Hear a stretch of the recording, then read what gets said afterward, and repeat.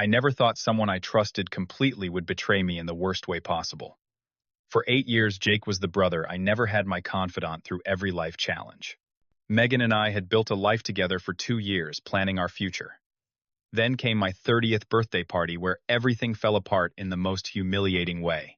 The two people I loved most had not only betrayed me, but would publicly mock me at my own celebration.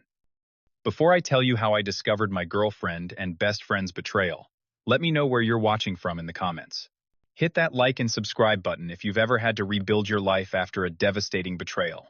I poured everything into my career as a software developer in Boston. Long nights, coding weekends, sacrificed to master new languages, and a dedication that earned respect from my peers. It was during my second year at MIT that I met Jake in our advanced algorithms class.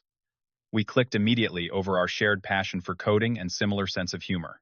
Where I was more reserved and analytical, Jake was outgoing and charismatic, the perfect social complement to my introverted nature. Our friendship grew stronger through all-night coding sessions and collaborative projects. We pushed each other academically, turning in some of the best work in our program. After graduation, we both landed jobs in Boston, even managing to find apartments in the same neighborhood. Jake became my constant, the one person I could always count on. Over 8 years, we supported each other through everything. When Jake was laid off during a tech downturn, I helped him network and find a new position. When he was short on rent, I covered him without hesitation. When his father passed away, I took time off work to accompany him to the funeral in Ohio. That is what best friends do. Jake had his flaws, of course. He was chronically late to everything, sometimes forgot important commitments, and had a tendency to exaggerate stories. But his loyalty, I thought, was unquestionable. He was family to me in a city far from my actual relatives. I met Megan at a regional tech conference 3 years ago. I was presenting a paper on cybersecurity innovations when she asked an insightful question that caught me off guard. Afterward, I awkwardly approached her, near the refreshment table, spilling coffee on my shirt in the process. Rather than being embarrassed, she helped me clean up while laughing about how she had that effect on men. Her confidence and intelligence were immediately attractive. Our first date was at a small Italian restaurant, where we talked until the staff started cleaning up around us. Megan worked as a marketing director for a competing tech firm, and her understanding of the industry made conversation easy and engaging. Over the next few months, we fell into an effortless relationship. She was ambitious, kind, and surprisingly patient with my occasional social awkwardness. After 6 months, I introduced her to my friend circle, including Jake. Megan seemed unimpressed with him, initially rolling her eyes at some of his more outlandish stories. "Your friend has quite the ego," she whispered to me that night. I laughed it off, assuring her he was a good guy once you got to know him. As our relationship progressed, Megan became a fixture in my life. We moved in together after a year, combining our book collections and arguing good-naturedly about whose furniture should stay. We talked about marriage as an eventuality rather than a possibility. I had never felt more secure in a relationship. Jake became a regular part of our social life, often joining us for dinner or movie nights. Sometimes I noticed him watching Megan when he thought no one was looking, but I dismissed it as normal appreciation for an attractive woman. After all, this was my best friend and the woman I loved. They were my chosen family, the people I trusted most. Looking back, there were signs I completely missed. Megan started guarding her phone, turning it face down whenever I entered the room. Jake began canceling our regular basketball games with vague excuses. There were unexplained absences from both of them that aligned suspiciously well, but trust made me blind. I was so certain of their loyalty that I rationalized away every warning signal. As my 30th birthday approached, I wanted to celebrate this milestone properly. I had been working extra hours on a major security protocol project to ensure I could take the entire weekend off. I planned a dinner with close friends, followed by drinks at my favorite jazz club. Megan had been unusually quiet about my birthday plans, which I attributed to her possibly planning a surprise. In the weeks leading up to my birthday, both Jake and Megan began acting strangely. Jake, who normally texted me several times a day about everything from coding problems to basketball scores, became increasingly distant. Our conversations grew short and superficial. When I suggested grabbing lunch, he always had an excuse ready. Megan became critical of habits she had previously found endearing. My tendency to leave coffee mugs around the apartment suddenly became immature and slovenly. The hours I spent coding, once respected as dedication to my craft, were now obsessive and neglectful of our relationship. She picked fights over trivial matters, storming out over loaded dishwashers and unwashed laundry. I tried talking to her about the distance growing between us, but she dismissed my concerns as overthinking and neediness. I began doubting myself, wondering if I was being too sensitive or demanding. The discovery happened 3 days before my birthday. I had been rushing that morning and forgot my laptop at home.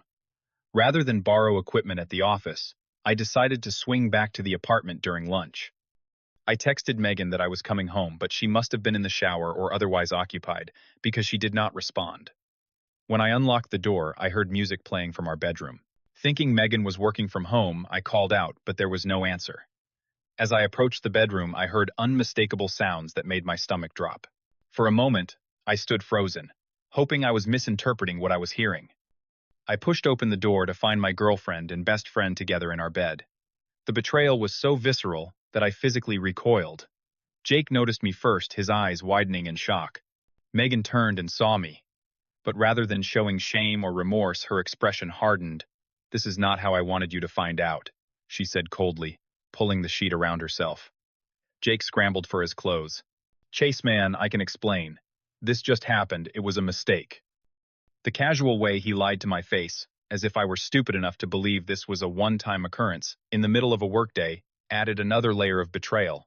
How long, I asked, my voice, barely recognizable. Megan sighed as if I were a child asking an obvious question. "Does it matter? It has not been working between us for months." That was news to me. Until her recent critical behavior, I had thought we were happy. Had I been so blind? "Get out," I told Jake. "Both of you get out of my apartment." Jake attempted to approach me, still buttoning his shirt. "Listen, buddy, we never meant to hurt you. These things just happen sometimes." I stepped back. "We have been friends for 8 years. You were like a brother to me, and this is what you do. You will get over it," he said, having the audacity to sound annoyed. "Stop being so dramatic." Megan was already gathering her things, seemingly relieved the charade was over. "I will come back tomorrow to get my stuff when you are at work." They left together, leaving me standing alone in the apartment we had shared for a year. I called in sick to work and spent the rest of the day in a numb haze, unable to process the magnitude of the betrayal. Megan was true to her word. When I returned from work the next day, many of her belongings were gone. She had left her key on the kitchen counter with a note that simply read, "I am sorry it ended this way." Jake sent me a series of texts downplaying the situation. "These things happen between friends sometimes," he wrote. "I hope we can move past this eventually. You and Megan were practically done anyway." I did not respond. There were no words for the depth of my anger and hurt. I spiraled into a depression that affected every aspect of my life. My work suffered, as I could not focus. Sleep became elusive, and when I did manage to drift off, I would wake up replaying the scene of finding them together. I lost weight as food lost its appeal. A week after the discovery, my friend Alex called to check on me. During our conversation, he hesitantly revealed something that made the betrayal even worse. "I think you should know," he said carefully. "This has been going on for months. Jake has been pursuing Megan since you introduced them." I saw them together at Riverside Bar back in February, looking very cozy. I confronted Jake about it, and he swore it was innocent, that he was just consoling her about some work issue. I wanted to believe him. February. They had been sneaking around behind my back for at least 4 months, maybe longer. Despite everything, I decided to still host my birthday party. Canceling felt like admitting defeat, like letting them take even more from me than they already had. My friends encouraged me to postpone, knowing how raw everything still was, but I insisted. "I need something normal," I told them. "I need to be around people who actually care about me." My birthday dinner was at Maison Laurent, an upscale French restaurant I had been wanting to try. 10 friends gathered around the table, making overly enthusiastic conversation to compensate for the obvious elephant in the room. I appreciated their efforts, even as I struggled to match their energy.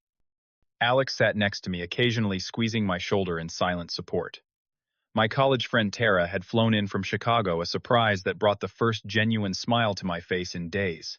Everyone was careful not to mention Megan or Jake, creating an artificial but well-intentioned bubble of normalcy. As the appetizers were being served, the bubble burst. Jake walked in with Megan on his arm, both dressed as if attending a premiere rather than a birthday dinner. A hush fell over our table. I froze fork midway to my mouth. "Sorry we are late," Jake announced cheerfully, pulling out a chair for Megan, as if this were a completely normal situation. Traffic was brutal. My friends exchanged horrified glances. Alex half rose from his seat, clearly ready to confront them, but I placed a restraining hand on his arm. Making a scene would only compound my humiliation. "You were not invited," I said quietly. Jake affected a hurt expression. "Come on, man. I would not miss my best friend's 30th. We have celebrated every birthday together for 8 years. That streak is broken. Please leave." Megan sighed dramatically. "We are trying to be mature about this, Chase. We came to celebrate your birthday and show there are no hard feelings." No hard feelings. They had destroyed my trust, violated my home, and broken my heart, but I was supposed to welcome them to my birthday dinner. Jake ignored my request and signaled a waiter for champagne. "Let us toast the birthday boy," he announced, addressing the uncomfortable table. 30 years, buddy. Big milestone." My other friends were looking to me for cues on how to handle this surreal situation. I was torn between causing a scene by insisting they leave and enduring their presence to maintain some dignity. The waiter brought champagne, and Jake stood glass raised. I noticed he was already unsteady on his feet, clearly having had several drinks before arriving. What happened next would replay in my nightmares for months. To Chase, Jake began his words slightly slurred. "My oldest friend. The guy who always plays it safe. Always follows the rules. Always settles for less than he deserves." The table fell silent. Even the nearby diners seemed to sense the tension and quieted their conversations. Chase and I have been through everything together. College jobs, breakups. I have always had his back. Jake swayed, slightly sloshing champagne onto the tablecloth. And when his girlfriend came to me crying about how unsatisfied she was, well, what kind of friend would I be if I did not help her out? Megan tugged at his sleeve, suddenly looking uncomfortable. "Jake, that is enough." He shrugged her off. No, I want Chase to know the truth." She said, "You are pathetic in bed, man." I was just doing her a favor. Someone had to show her what a real man could do. The restaurant fell completely silent. My friends sat frozen in shock. Megan looked mortified, though, whether from Jake's crudeness or being associated with his behavior, I could not tell. I stood up slowly, placed my napkin on the table, and walked out without a word. Behind me, I heard Alex telling Jake exactly what he thought of him. Tara comforting another friend who had burst into tears, and the manager approaching to address the disturbance. I walked for hours that night, through streets I barely registered. The public humiliation burned worse than the private betrayal. Not only had they cheated, but they had also reduced my pain to a joke, my most intimate relationship to a punchline, delivered for the entertainment of others. When I finally returned to my apartment, I sat in the dark, contemplating how much I had lost. My girlfriend, my best friend, and now my dignity. I had never felt so alone, so thoroughly destroyed.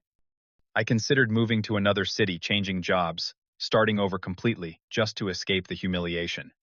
That night was my rock bottom. Sitting alone in my apartment on my 30th birthday, I reached a decision point. I could continue as a victim, or I could take control of the narrative. The week after my birthday, I began seeing a therapist named Dr. Winters. During our first session, I poured out everything that had happened, my voice breaking several times as I recounted Jake's toast. "What you are feeling is completely normal," Dr. Winters assured me. "You have experienced a significant betrayal trauma from the two people you trusted most. It will take time to process." "I keep thinking about revenge," I admitted.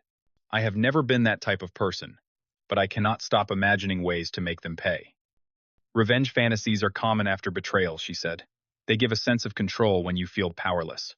The question is whether acting on them will truly help you heal." Over the next few sessions, we explored healthier ways to channel my anger. I returned to the gym, pushing myself physically, until exhaustion drowned out the mental replay of Jake's words. I reconnected with friends I had neglected during my relationship with Megan. I threw myself back into coding, starting a side project I had been putting off for years. But alongside this healthy processing, I began gathering information. Not in a stalkerish way, but through careful observation and conversations with mutual acquaintances.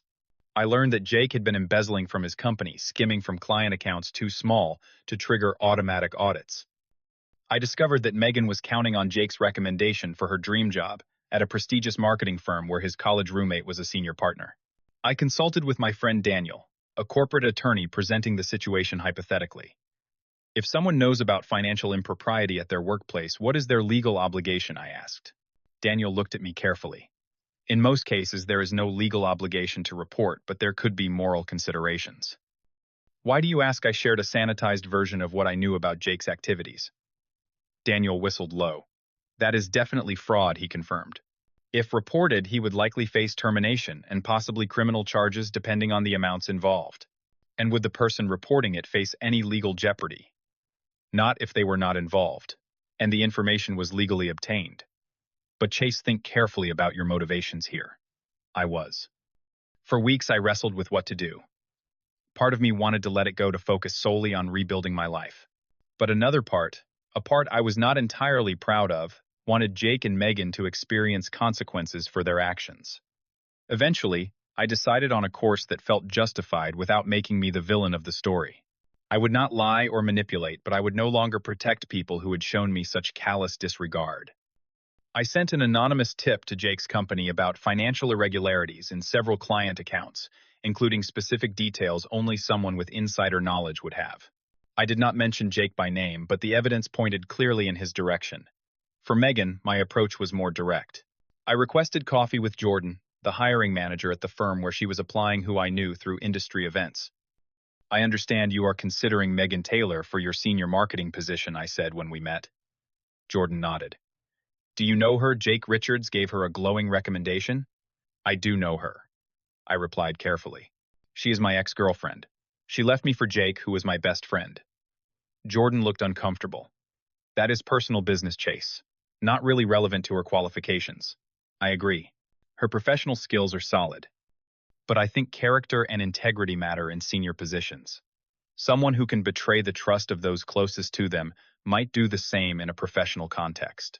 I just thought you should have all the information before making your decision. I left it at that. No embellishment, no vengeful exaggeration. Just the truth, which was damaging enough. Within a month, the consequences of my actions became apparent. Jake was fired after a company audit confirmed my anonymous tip. He faced potential criminal charges, though the company ultimately decided not to pursue them to avoid negative publicity. Megan did not get the marketing position, and with Jake's professional reputation in tatters, his recommendation became worthless. Their relationship, built on the broken trust of another, did not survive these setbacks. I heard through mutual friends that they had a very public, very ugly breakup at the same restaurant where Jake had humiliated me. I took no joy in their misfortunes. What I felt was closer to closure, a sense that the universe had restored some balance. I had not lied or manipulated. I had simply stopped protecting people who had proven unworthy of protection. Meanwhile, I focused on rebuilding. Therapy helped me process my anger and hurt. The gym transformed my body, giving me newfound confidence. My side project, a security protocol for small businesses, gained traction and eventually attracted investor interest. 6 months after my disastrous birthday, I met Natalie at a tech meetup. She was brilliant, kind, and refreshingly direct. On our third date, I told her everything that had happened with Megan and Jake. That must have been devastating, she said, taking my hand. Thank you for trusting me enough to share it. With Natalie, I built a relationship based on honest communication and respect. We moved slowly, both careful with our hearts, but the foundation was solid. A year after the betrayal, I ran into Jake at a coffee shop. He looked different, thinner, and less confident, his expensive clothes replaced by worn jeans and a faded t-shirt. Chase, he acknowledged awkwardly. You look good. Thanks, I replied, surprised by my lack of anger. How are you doing? Been better, he admitted. Still looking for steady work. The fraud allegations made it tough to find anything in the industry. I nodded, not offering sympathy but not reveling in his difficulties either. I know it was you who reported me, he said quietly. Cannot prove it, but I know. Would it matter if it was? Guess not, he conceded. For what it is worth, I am sorry. Not just for Megan, but for what I said at your birthday. I was drunk and jealous and honestly a terrible friend, even before all that. I did not offer forgiveness, but I did offer a small nod of acknowledgement. Take care of yourself, Jake. As I walked away, I realized the weight I had been carrying was gone. The betrayal had changed me, but not broken me. In fact, through the process of rebuilding, I had become stronger, more discerning, more appreciative of genuine connections. The revenge I took gave me closure. But the real victory was in what I built afterward. A thriving business, authentic friendships, a relationship founded on mutual respect, and most importantly, a stronger sense of self that no betrayal could ever diminish again. Have you ever had to rebuild your life after betrayal? Share your story in the comments below. Sometimes the hardest experiences teach us the most valuable lessons about ourselves and who truly deserves our trust. Do not forget to like, subscribe, and share if this story resonated with you. Remember, the best revenge is not what you do to others, but what you create for yourself from the ashes of betrayal. Thank you for listening, and I wish you strength if you are going through something similar right now.